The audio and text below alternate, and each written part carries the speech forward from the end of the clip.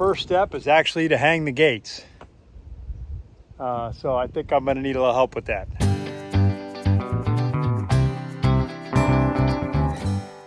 Good morning, I'm Mark, welcome back to the farm.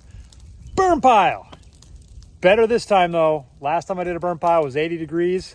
That was weird. That was a few days ago. Today, 45. So this feels a lot better. Second burn pile, so we're being really productive today in terms of getting this stuff cooked down. And I managed to pick up a bunch of smaller piles and put it on here as well. So going good. Happy to see this stuff clearing up. A lot of time with the hose to keep it under control. My gloves got really wet. Wonder what color my gloves are. Yeah. Well, I got turkeys in the cow paddock. And I got my chickens out over here. What is happening? They're so naughty. They know where they should be. Oh, now I got the steers charging in to chase the turkeys out of their paddock. Anyway, chickens know where they should be. So when I come after them and I start herding them, they all turn and run right back over there. I take a couple of these walking sticks, you know, like, oh, these things. And I hold them so that I got a wide wingspan, makes me really big. And this helps me control the direction that they're walking. Steers. Yeah, there go the dejected turkeys. He's in there getting his water. They like being around the steers. I like having them, so it's all good. So that burn pile's about done. It'll cook down the last of that tonight. And then this pile here, that big log I put on a little bit later. So he's not, still got some work to do. So I don't know if there's gonna be enough to take that whole thing down, but it'll cook through the night. We'll see how it does. Letting the steers out to get some breakfast. And then over there, turkeys. And then to swivel around the other way. Many turkeys.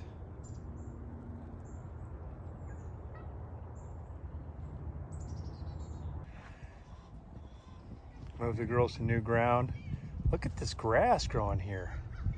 And they're loving it. They're eating it right down. Chickens will eat grass. My problem is, there's Red. He's just lying there. And I'm not thinking he's gonna make it. Keep an eye on him. Well, it's time. It's time to at least put the gate on. And I want to get everything done today, actually. I don't know if that's going to happen. But so I got to get the forks on the tractor. Then I got to take this and I'll pile all the other stuff on top of it. And I'll take it all out to the gate area.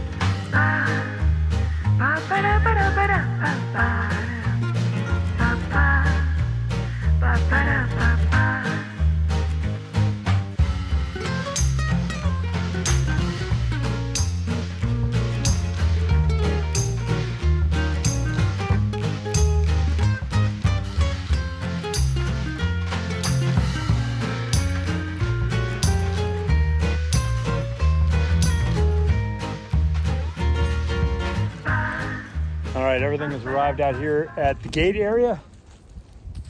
The first step is actually to hang the gates. So I think I'm gonna need a little help with that. Classic form, I managed to not have the camera running when we actually put the gates on. So big reveal. Here's what they look like from back here. Wasn't that complicated. We got the one on the left, the top hinge is not seem to be seating all the way down into the hole. That may change as we adjust level on it.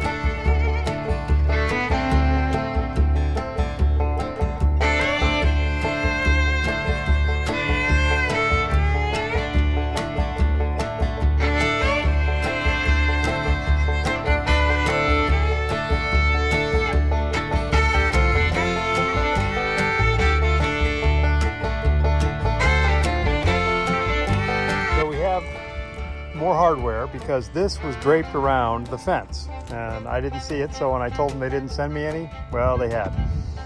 But it's good because we're not super excited about the way this hardware is fitting in there right now. And it's actually this side that we don't like because this is not seating down in here now. And this is, the threads on this are flattened so much, the bolt doesn't, or the nut doesn't move back this way anymore. So we're gonna see if maybe we can get those swapped out.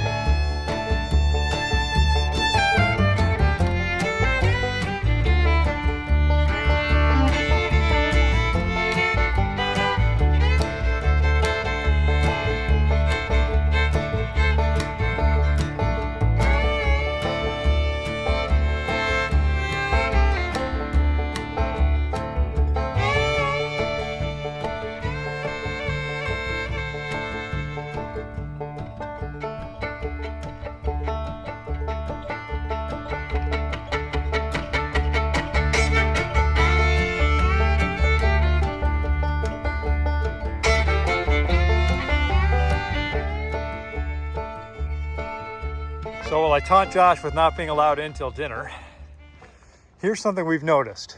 We managed to get it pretty tight at the top, pretty level at the top. That's within like a 16th or a 32nd. That's really good. But as we go down, see, it looks like it gets wider. And here's the thing.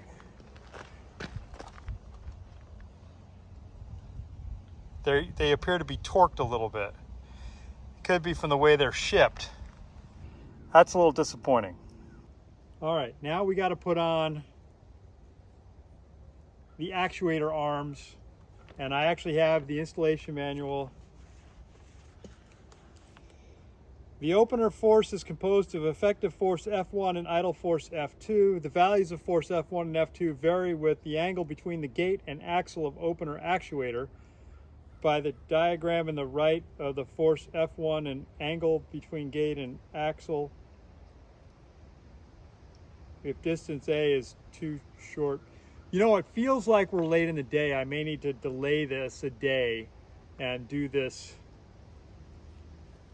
later. I think that's the smart move. We have to be off farm for a lot of tomorrow, so we may or may not get to it by the time you watch this video.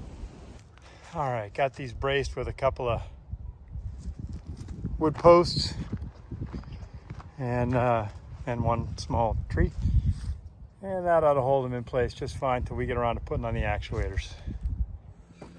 Got a call from the post office this morning that the baby chicks have arrived, so all other plans go on hold, and I'll get this ready to receive them, get everything set, and then I'll go to the post office, pick them up, bring them back, and get them settled and make sure they're adjusting. So that's the new plan for this morning.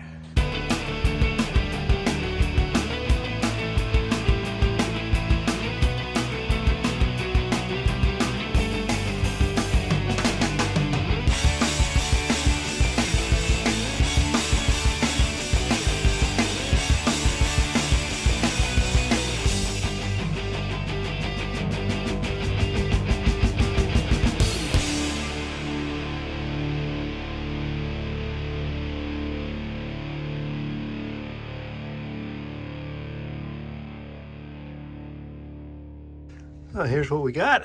Got the heat lamp on. Temperature's supposed to be about 90 for these little ones when they first start off. So I'm gonna leave the heat lamp on in here while I go get them at the post office. I got some food here for them already. Now what I use is, I use Nature's Best organic feed, which is a chick starter and grower. And what I found is that if I start with that and make sure that I use warm fluids for their first drink, right, when they first get in here, I minimize incidence of pasty butt. I also call it poopy butt, which is just a thing where the chick's manure piles up around the vent or the butthole, right? And it eventually chokes out and closes the vent so that the chick can't poop. And that'll kill them over time. And so when that starts to build up, you have to be mindful of it. And then, you know, I take them in and into the house, and I'll get warm water going in the sink, and I use Q-tips, and I just very slowly and gently let that stuff get wet, and then just gently break it off of there. But it's best if you can avoid that, which is what I try to do. So the way I do that is I start with the Nature's Best Organic Chick Starter. Oh man, that sun's just come right in here. Wow, it's right.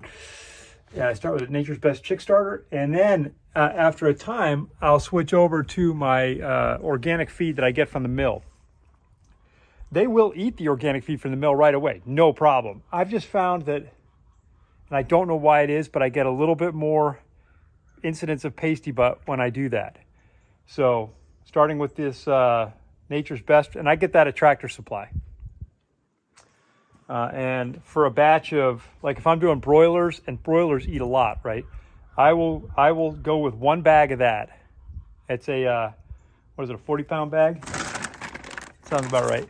And 1 bag of that, and then I will use the mill starter feed until they reach the 3-week point. And then I put them on a pasture and switch them over to grower feed. For layers, they're going to spend more time in here, so they're going to eat a lot more of the starter feed, which you stick with that until they get close to laying, typically. I stick with it until probably 3 months, 2 to 3 months, and then I switch them over to layer feed. It's just for ease for me. Oh, exciting thing today. I was out, hang on, finish your thought, Mark. Finish your thought, come on. All right. And then the last thing I'll do is make them some magic water and get them started on that so that they have that available when I come back from the post office as well. But the other fun thing is this morning, while I was checking on Big Red, our rooster who's not doing good in there, and I was giving him some special food. When I say special food, I mean the stuff we make in the kitchen. So it's ground up, it's got lots of meat and protein and other stuff in it. And it's just ground up as like wet cat food, kind of. But this morning, I found these in with look, tiny eggs. I call them fairy eggs because they're little girls, and their little girl parts are not ready to have big eggs like the big girls. And so they start with fairy eggs until their bodies adjust to the fact that they're laying eggs, and then their eggs come out full size. So, yep, had some of those in there. So these little girls have started laying. It's really about time to start integrating the flocks now. I'm just hesitant to do so. I don't want to do it while Big Red is down.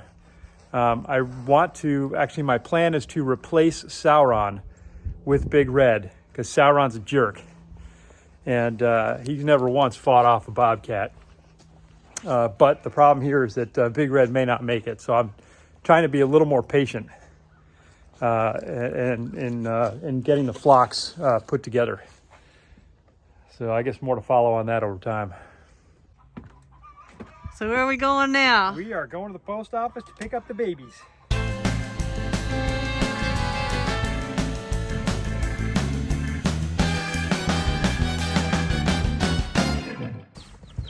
You know what's really weird? Duck-billed platypus. Yes, that too. But we've got 20 chicks in here in the box. They weigh less than one of those Cornish cross birds that we harvested.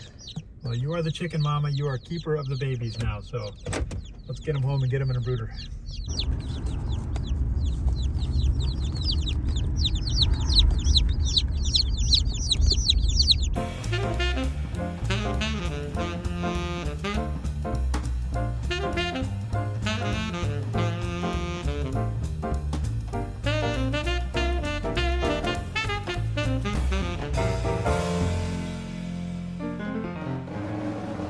the magic water. So it's a gallon of water. It's a half cup of honey. It's 1 tablespoon of apple cider vinegar, and it's 2 cloves of garlic. And it's warm water, just to be clear, warm water. And you get that all mixed together. Warm water also helps the honey blend in better, mix up, you know. And that's it. And then that gets poured into the water and in with the chicks. Here we go. So we pick them up. Oh, they're so cute. Oh my goodness. Okay, give it a little snoopy.